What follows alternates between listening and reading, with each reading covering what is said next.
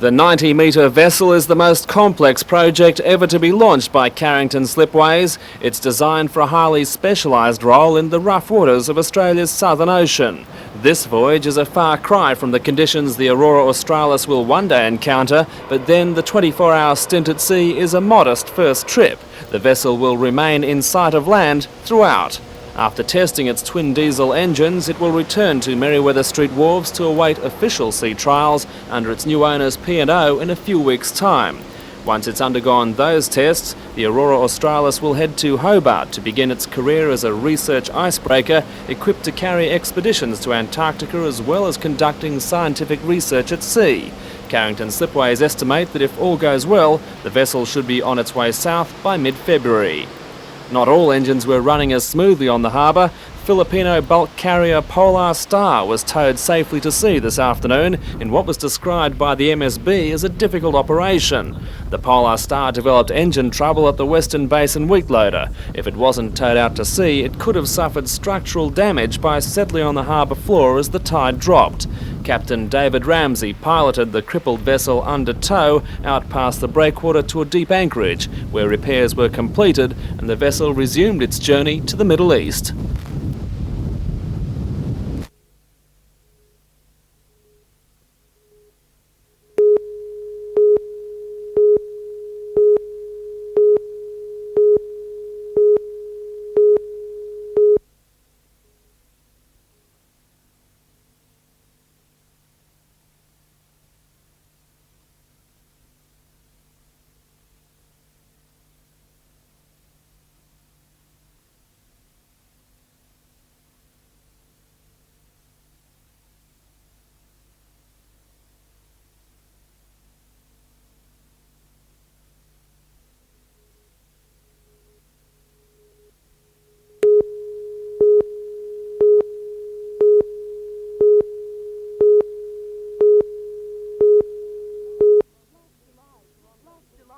Last July, Toronto police went public with the results of the highly successful Operation Try, which had led to 212 charges throughout the West Lakes region. The areas hardest hit on that occasion were break-and-enters, car stealing and insurance fraud. In one operation, more than 150 video recorders were seized at various Lake Macquarie addresses, all stolen from a factory in Botany. Despite the huge number of charges, only a relatively small number of people were arrested. Police say they'd been operating a stealing racket throughout the region. As a result, immediately after Operation Try, the number of thefts fell away. But recently, police have noticed an alarming increase in house and car thefts and now fear another gang may have moved in. I don't think there are heaps of people doing illegal acts. I feel it might be a smaller gang responsible for more than one break and enter and perhaps a series of illegal operations. As a result, Part 2 of Operation Try has begun in earnest. Already this month, 211 charges have been laid in the Toronto Police District, 106 of those at Toronto, 76 at Morisset and 29 at Wangi. Police are sticking to the same formula as last time, deploying the help of both the uniform and plainclothes branches. Well, I'm very fortunate that I've got very conscientious and efficient police, and last time we were able to concentrate solely on break-and-enters, and obviously if you concentrate fully on any particular offence, you're bound to get results. But as before, we'd like to appeal to the community to give us any information, any assistance they can, or reporting any suspicious acts or suspicious vehicles in their patrol, and don't get information and sit on it. Let us know as much as you do of what's happening in your area.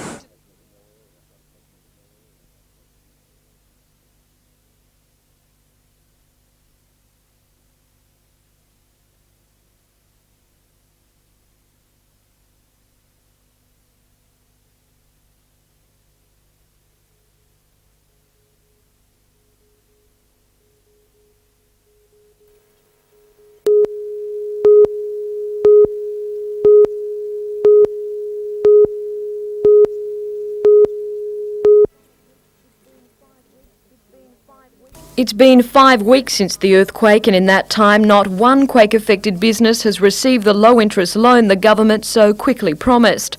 So far, 70 people have applied to the Rural Assistance Authority for the loan, 15 have been refused, and around 40 are still waiting. And I think if it was done on a local basis by local people, we'd get it through the dam site quicker. Do you think people in Sydney realise the urgency of the situation up here? I'd like to think they do, but I've got my doubts. Charles Biden, who owns a restaurant in Beaumont Street, is lucky. He at least has had someone from the department to see him. No, I think they're breathing there. He was sitting on it, and he hasn't been touched. If I didn't call them, they wouldn't have done anything about it.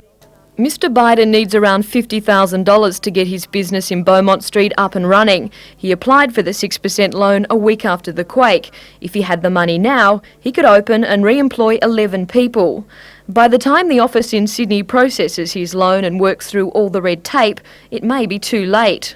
No, I couldn't operate. 11 of my staff, they can't find work. We do have a very successful business, and the way it is, I might join the Social Security and be an apprentice pensioner. Mr Rudkin is sympathetic to the business people's concerns, and he says he's embarrassed by the lack of action from the government. The authority itself can't just throw money out willy-nilly. We've got to accept that. But by the same token, it's just not quick enough, it's just not good enough. As far as the people of Beaumont Street are concerned, they want just one thing. You can hear these lovely statements, beautiful and polished and warm, and when you go home, all of a sudden you're stuck with the problems and nothing has been solved. It's just we need action, no words.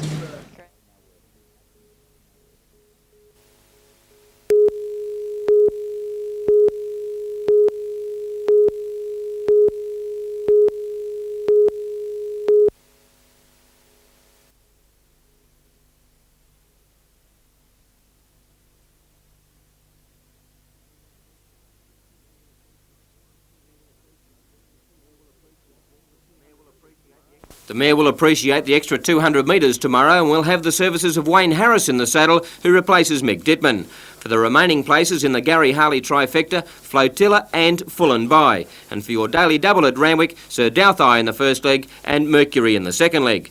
Sydney-based jockey Jim Cassidy will ride at Flemington tomorrow, where he will be aboard a number of well-fancied commodities, including the classy colt Nosy Knight in the Debonair. Nosy Knight tackles the Colin Hayes-trained Zabil, with Nosy Knight more suited to the conditions in Melbourne, and for the third in the trifecta, throw in Ark Regal. For the daily double at Flemington, Nosy Knight to win the first leg and Shanghai Sky for the second leg. Racing in Newcastle tomorrow is at Broadmeadow, and the track rating at the moment is officially dead. For the trifecta, 8, 7 and 3, Nuava to beat Gladhand and Facts and Figures, and for the daily double, try Surfing Sensation in the first leg and Nuava in the second leg, which is race 8. Harness racing is at Cessnock tomorrow night, and Our Chelsea Square, Solaration and Astor Hanover are the big fellows' tips for the trifecta, and Our Chelsea Square, along with Pecolbin Breeze, should fill the winner's circle for the daily double. Hope you back a winner or two.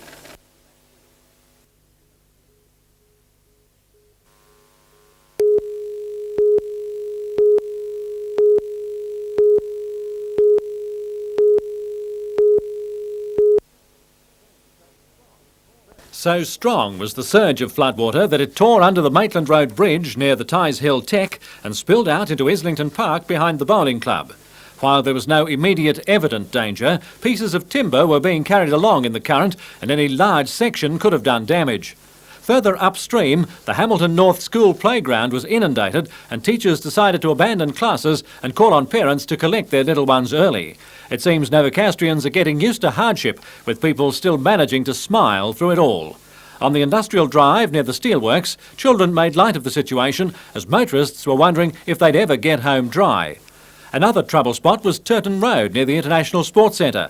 Although only 100 metres or so from the Waterboard's major drain, the water was unable to get away quickly and made things difficult for motorists and pedestrians alike.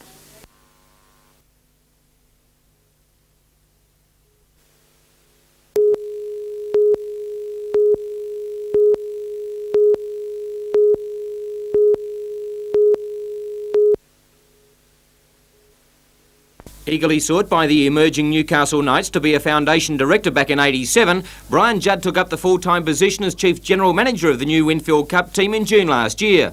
Less than 12 months later, Brian has accepted the position of the Chief Executive of the Harness Racing Authority of New South Wales, which is based at Bankstown in Sydney. Brian will be responsible for investments on harness racing of nearly $500 million annually, and he will answer to a board who in turn answer directly to the Minister for Sport, Recreation and Racing, Robert Rowland-Smith. For the likeable administrator, the hardest thing will be to leave Newcastle. I've lived here since I was a young man, but the opportunity to take up this position, which is a high position in sport in New South Wales, was just too good an opportunity to miss. And does he feel that the public may think he's bailing out at a time of financial concern for the Knights?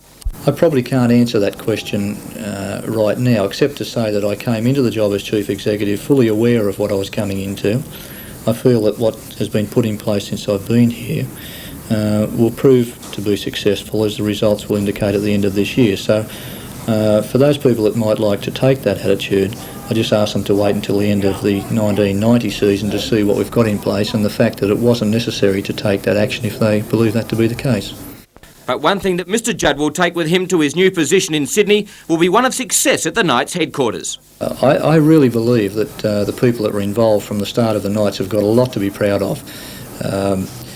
They're successful, there's just no doubt about that. They're competitive, their marketing is outstanding. We're achieving without a licensed club backing us. We're relying on the support of Newcastle, which we believe will continue during 1990. And I think that given the differences between us and the other 15 clubs, we've achieved or made some great achievements in the time that we've been in the competition.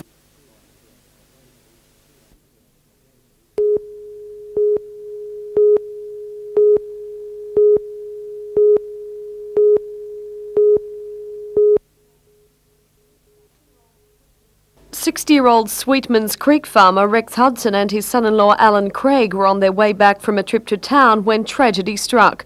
Swirling floodwaters covering the small iron-span bridge leading to their farm prompted them to abandon their car and cross the swollen Wollombi Creek by foot.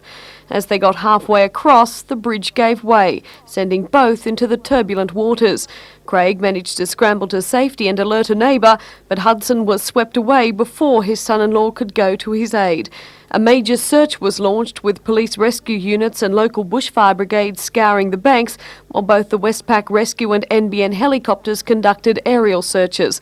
However, as the hours passed, hope faded as rescuers reported no sighting of the missing man. In fact, the only reported sighting of the missing man was here at Payne's Crossing. A woman reportedly told police she saw him float by on his back, waving. However, police say with Wollombi Brook flowing at more than 15 knots and Payne's Crossing being more than 18 kilometres downstream from Sweetman's Bridge, it's highly unlikely the man could possibly have been in such good condition. There's a lot of debris in the water. It would be almost impossible to still be alive. So what's the plan of action now? Well, the police from Cessnock, Wollombi and Bulga are still continuing a search. We still have a few volunteers out continuing a search as well. Meanwhile, elsewhere in the valley, the NBN chopper gave a bird's-eye view of what 2 days of downpour had done to the Lower Hunter. The countryside around Maitland resembled a giant lake, farmhouses encircled by makeshift moats and stock clustered together on clumps of high ground. Many low-lying country roads were cut. On those that remained open, traffic was slowed to a crawl as vehicles negotiated patches of water sometimes higher than their wheels. The towns of Dungog and Stroud were completely isolated as floodwaters cut all roads out of both towns. At Raymond Terrace, for many residents, there was no escaping the enroaching waters of the Williams River. Homes along the river's eastern bank were swamped as persistent heavy rain throughout the night and morning saw it swell to 2.8 metres by 11 o'clock. Residents waded through the water for some waist deep, trying to salvage what they could, while children made the most of the changed conditions. SES crews moved in late morning and began the task of evacuating a dozen families worst affected. In all, 25 homes were evacuated in the Lower Hunter. At Cessnock, several families were moved out for most of the day but were allowed to return home tonight.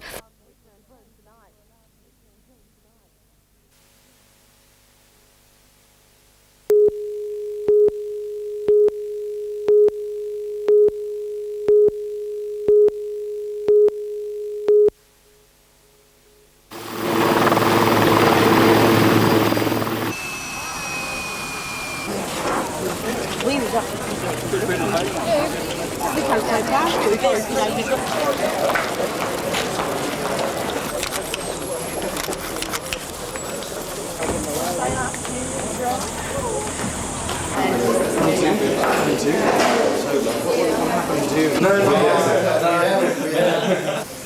How long have you been out here for? Come on, 19.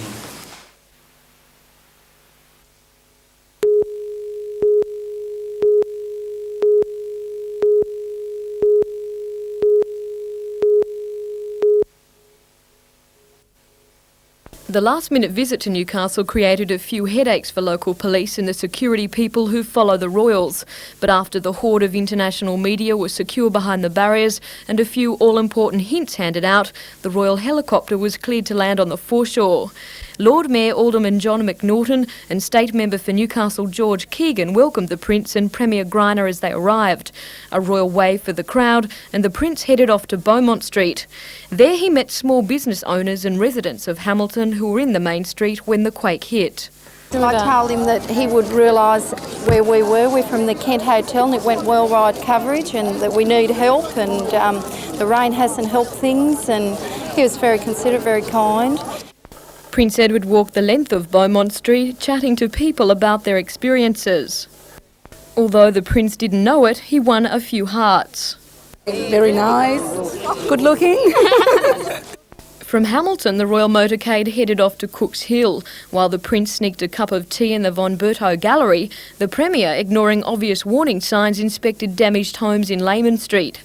The Prince was taken to the site of the Newcastle Workers' Club, where he spoke with employees and patrons who were in the club when it collapsed.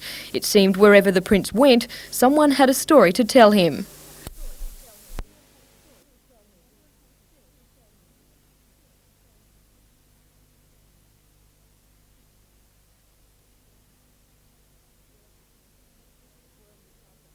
At Royal Newcastle Hospital, Prince Edward met Norm Duffy, one of the heroes to emerge from the disaster at the Workers' Club.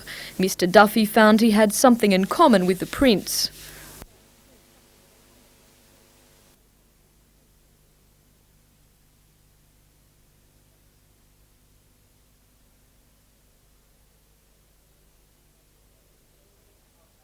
They always give us a hard time about the cricket match last summer. You just remind them about the rugby, they soon go very quiet.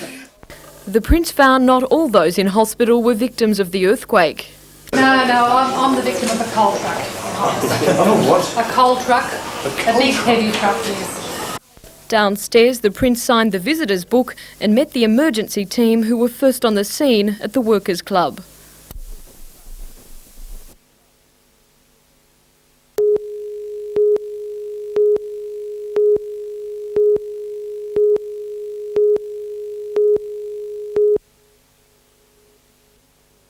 If these children weren't resuming school a week late, this would have seemed like any other first day back. The usual stroll into the gates, the usual goodbyes to parents. But where do these students at Junction School go from here? They were confused as they pondered as to where their new playground would be, the usual grounds taken up by 11 portable classrooms, now home after all other classrooms were damaged during the quake, classified unsafe for at least a year. And the toilet blocks, the assembly hall, the administration building, also too dangerous. Even the school bell has been moved to safer territory. The school was prepared for any emotional reactions by holding an orientation day. First day this year was getting the kids to become familiar with the new surroundings. Another trauma tactic was certain to bring either smiles or tears. What we did was to make the children feel slightly more comfortable by attaching them to last year's teacher rather than having them go to a different teacher on the first day back at school. However, by lunchtime, everyone seemed to have settled in, except for the kindies. Due to the recent rain, the carpet cleaning was delayed in their rooms. They'll enrol tomorrow. Willie Lafitte for NBN News.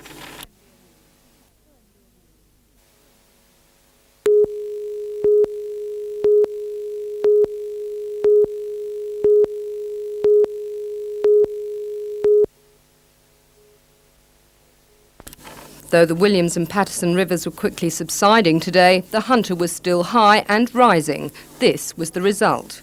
farmland went under, animals were isolated on tiny islands and homes were cut off, with water access only. Worst hit today were the low-lying areas along the Hunter River from Maitland to Raymond Terrace. Hinton remains totally cut off. SES boats are continuing their supply runs to isolated areas.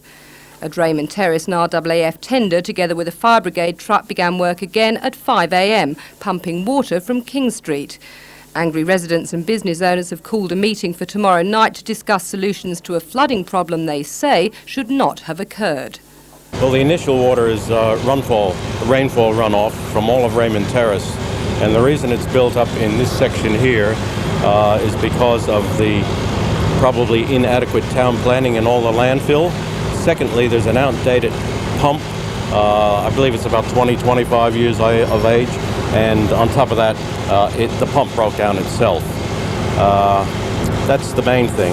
The second lot of water is coming from a stormwater drain, and as you can see, some hypodermic syringes and some condoms, plus other matter from the sewer, are just flooding all of King Street. Meanwhile, families were still being evacuated and possessions were being rescued. These with a makeshift raft and a sense of humour. It's up to the top of the cupboards, it's about 2.5–3 foot at the moment, but the main thing we're worried about is the river bank breaking, because once the water comes out, well then, we haven't got much of a chance, but we're lucky to have a top story. We can lift all our furniture up there. Financial assistance to replace essential household items damaged by water is being offered by Family and Community Services. Up to 1,500 claims from the Hunter and Central Coast are expected. But though the SES is confident the worst is over, more rain could push an otherwise stretched service beyond its limits. Wyong SES is operating with only one vehicle after another was written off in the floods, and Gosford has 3 badly damaged by water. And it's hard to put an overall cost to the damage. Take into consideration the rural land that's underwater, and those homes that had water through them would have to go into the millions of dollars. One Raymond Terrace timber store alone has lost $50,000 worth of stock. And while the mop-up continues, sightseers are urged to keep away. Sightseers are coming into there in their vehicles, they're driving into the water, creating a wave, and because we have very little leeway between the height of the water and the height of the floors in some of the low constructed homes, they're causing a wave, and those waves are going into the homes. Meanwhile, around Wyong, the picture was still grim today. Homes and businesses along Wyong Creek at Tuggerah were badly flooded. And this afternoon at Cardiff, police and council workers were trying to ease traffic congestion after floodwater in Winding Creek washed away part of Macquarie Road, forming a hole 2 cubic metres wide.